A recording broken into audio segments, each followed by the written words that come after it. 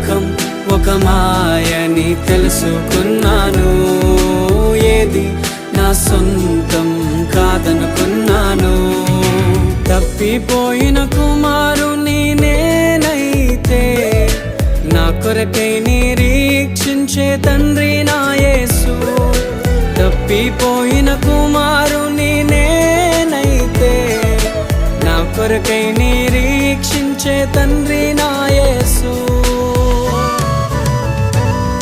ఈ లోకమంతా నేను వెతకినా నాకు లేదయ్యా ఎక్కడా ఆనందం.